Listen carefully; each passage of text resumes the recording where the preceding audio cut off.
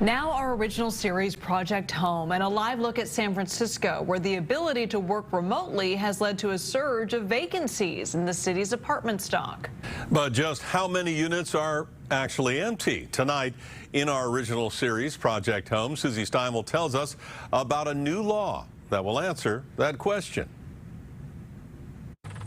For several years now, San Francisco has held the distinction of being the most expensive city in the world. But just how expensive is your neighbor's apartment? And how many apartments owned by corporations are sitting empty right now, keeping speculation high? Those are questions we will soon be able to answer. We don't know what asking rents look like on leasing websites, and we don't know what actual rents look like for existing tenants. Supervisor Sandra Lee Fewer and her colleagues unanimously passed an ordinance this week to create a housing inventory. Under this new ordinance, landlords will be required to report the following to the city every year: the approximate square footage of each unit, whether it's vacant or occupied, and the date of any vacancies over the past 12 months, plus your tenant's base rent.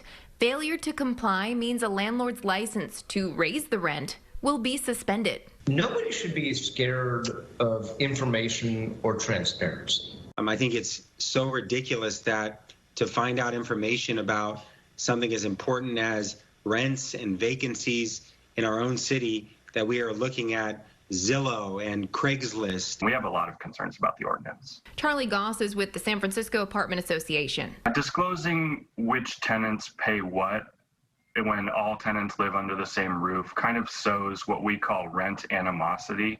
Landlords gave the Board of Supervisors an earful about this.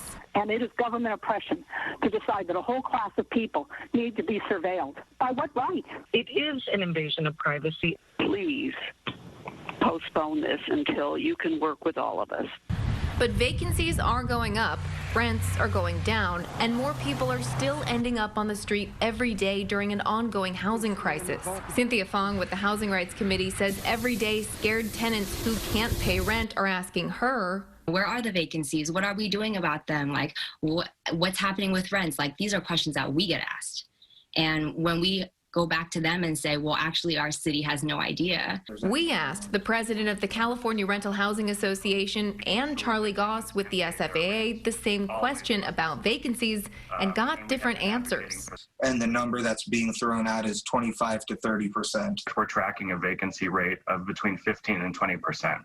Whatever it is, it's high, and it's not a hard number. Two things which are expected to change by July of 2022. So this housing inventory will also track corporate rentals and make sure that those don't sit empty. And it also might help the city identify units that are already somewhat affordable that the city could help with subsidies and maybe put some people who can't afford market rate units into with a subsidy. So they're hoping that it can do some good. Ken and Liz. Yeah, it's interesting. I'm wondering what city organization is actually going to track this and gather this information, and how much is that going to cost taxpayers? Yeah, exactly. It's a very good question. The Rent Board will be responsible to track this, and they're going to fund it with a fee that will go to landlords. 50% of that fee can be passed on to tenants. They're estimating this will cost about $1 to $3 million a year, but it's charged per unit, and the highest estimates are about $14 a unit, so they're hoping it's not too expensive per unit. Well, we got to figure out how many people are living here and where they're living and what's available. Too many people living on the street, and that's why this is being done. Susie, thank you for that. Keep sending your stories and your ideas to Project Home at cbs.com and see all of Susie's reporting on our website.